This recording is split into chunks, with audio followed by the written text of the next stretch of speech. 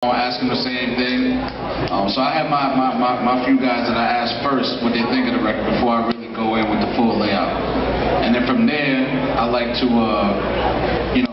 with the relationships I've developed, I know everyone has their different email blast campaigns that they may use, the online campaigns I may use, and I also try to go out to them first and let them blast it out and get it out to the people and get the feedback, compile the feedback.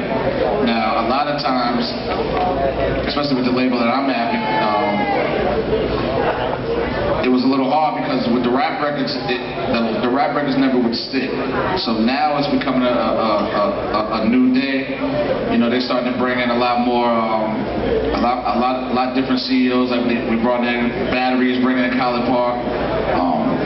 They just brought Walk with a Dip, his committee. You know, they brought in Trady out of Dallas, so now they're starting to branch out and really go into markets where things is really popping off at and making it easier. So a lot of times the records are already going. You know what I'm saying? But as far as breaking the record, you know, I break it in categories. You know, I got my DJs broken in 3 different categories. Guys that I know that'll play anything that I send them. You know what I'm saying? Just for the look. I got guys that I know I'm going to have to beat in the head for at least a month straight. You know what I'm saying? And then I got guys that I know are not going to come in, not going to come to the ball game until the night ended. So that's already expected. I got stations like that, and I got DJs like that. So it's really just breaking them down into categories. So it's no big, you know, if I got a South record, I know I got 2 guys in New York that's going to play it out the gate. You know what I'm saying? And that's how I kind of break it down with the records that we have. So it's really just, you know, utilizing the relationships that I have, or actually really just knowing each DJ individually and knowing their style and knowing how they play their records and knowing what records they break. You know what I'm saying? That's why I was interested in listening to Bam, because I haven't spoken to Bam in a moment. You know what I'm saying? But to hear how he broke that down right now, I learned something. So now I know what I'm hitting him with when I leave the stable. You understand what I'm saying? So that's how I like to break it. So if you give one bit of advice to the artists out here and labels out here, just what you figured out over the years when it comes to introducing or breaking new music, what would that one tip be to these guys? When it comes to introducing new music to a label? From a label standpoint, or from an artist standpoint, just so they can possibly pick up something from you. I mean, you just gotta understand that everyone's not gonna feel it. You know, you got to be able to just understand. Sometimes you may be ahead of yourself. You know what I'm saying? You may be ahead of the game, and a lot of times people play catch up. I always use that scenario, especially when it comes to jive. I always say sometimes we either way too early or way too late. You know what I'm saying, on records, and it's hard to balance it in between because they may want to pull a plug on something, and I may have to say in those meetings and say, look, man, this ain't, you know, this is what we got to go. We got to stick with it. So it's really just understanding. You know, your people, understanding your DJs, like everyone's not gonna feel it at the same time. You know what I'm saying? Just like, you know, Birmingham may be on 6 Trey record right now, and Milwaukee may not be. You know what I'm saying? But by the time Milwaukee gets on it, Birmingham's like, man, y'all late. We've been on it. So you understand what I'm saying? So it's really just understanding that not everyone's gonna be on your record at the same time. It has to be a blue moon out. It has to really be that type of record where everyone's gonna be on it at the same time. Bigger.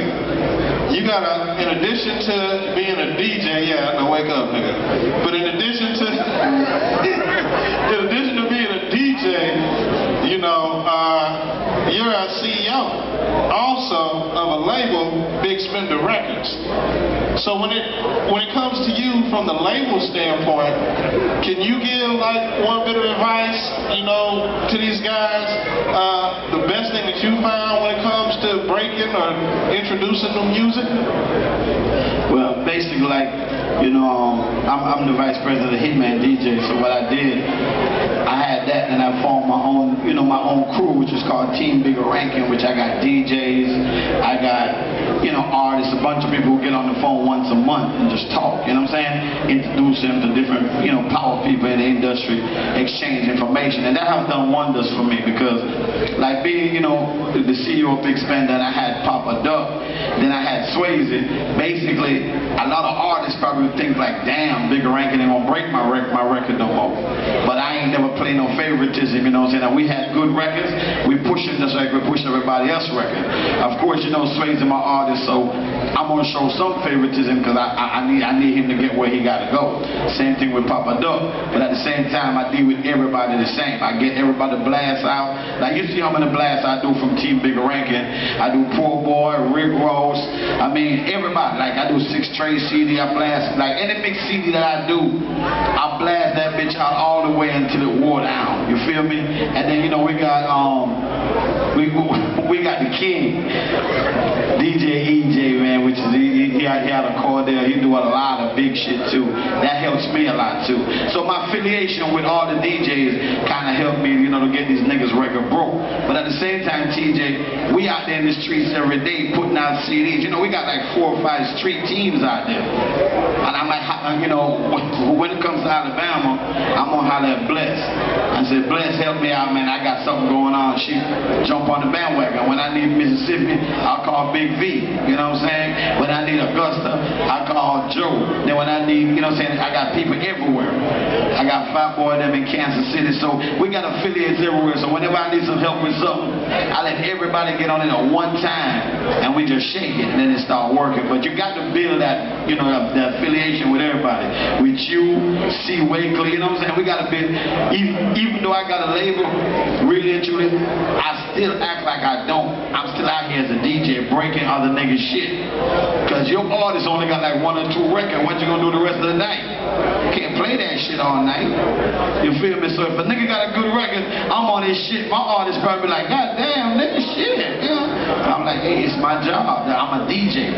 I'm here to break records. So it's no difference, man. You know, the only difference is I work 25 hours a day now. Because, you know, the one thing about that labor shit, it doesn't go to sleep, man. That you just keep on working. Like right now, Doug got a situation we're putting together with Universal. It's coming together right now. I think we got like in about a week, we're going to seal that up. So that going to come off my head. You know, Swayze was slip and slide. So the labels take over. So now, you know, I can still do what I do in the streets. Break these niggas' records because there's so many niggas out here with good music that been looked over. So every day I'm on the internet looking for that next nigga. I be on Twitter like, I need to break a record right now, nigga, what's happening? Of course, you came in and heard my record that I did with Young Jeezy, TJ. You came in the studio that night. Woo! Hey, I'm sorry, but this nigga did a record with Young Jeezy. Man, when y'all hear this, it's like the ghetto, gutter, real nigga anthem. like that's my shit. It's like ain't no artist ever came to me and be like, boy, you talk the most shit, so come do a record with me. This nigga hunt me down, took me in the studio, and gave me a chance to get some publishing money, some royalty money, that type of shit. And I respect Young Jeezy for that, my nigga. But at the same time, I still be with my artists trying to find them a hit. You feel me? Because I love this shit. I like to see everybody eat. I swear my hand to God, man, if it was about money, I'd have been quit this shit, nigga. You know what I'm saying? I'm a grown-ass nigga with some grown-ass kids. You know, I got grandkids and all. I'm still fucking with this DJ shit because ain't nobody breaking no records in my part. I got to do that shit. I done retired by 3 fucking times like Michael Jordan. I went back and got my 45 jersey, man. I'm sick of this shit, man. Because I'm in the club and nigga playing. I was in the club, I ain't gonna say no name, but I was in the club in the 8. They had about 3,000 people in that motherfucker. And the nigga played for 3.5 hours before Gucci get on stage. And the nigga didn't play that one new record. And I said, dog, you got 3,000? He said, man, the owner don't like. Man, fuck the owner. That mean he don't like that shit. Dog, it's some good record. He didn't break not one record and he could just feel good with that. I just go to work, I play what they want me to play. So whenever the club owner start dictating whatever the DJ play all night, it's time for his motherfucking ass to go DJ all night. and let somebody else watch the door and watch the bar. Cause that mean a DJ ain't nothing no more, nigga. You just a robot, nigga. You just a machine. You got to run your shit, nigga. Rule your own destiny, my nigga. Don't be a punk like that. You know what I'm saying? Sometimes I won't agree with the club owner and play certain up-tempo shit or slow it down so the bar can eat. But they got to give you a little window where you can break some music at the nighttime. They can't tell you how to motherfucking play it all night long. Y'all got to rule your own destiny, man. So, you know, to sum this all up, my way of breaking records, even though I got a label, I still do the same shit I used to do before I got the label. I just had to get in, because all the artists you break, they just turn around and shit on you, man. What? You break them, that motherfucker promise you the world, then you can't get them on the phone, then they just pull their pants down and just do that diarrhea all over you, man.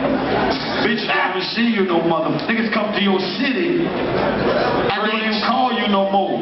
When they used to beg you to play their shit. Call every day. So what I do now, I gotta get a little bit of paperwork, nigga. For real. It might cost you a little bit. It might cost you a lot. But it gonna cost you. Oh, shit. Hey, man.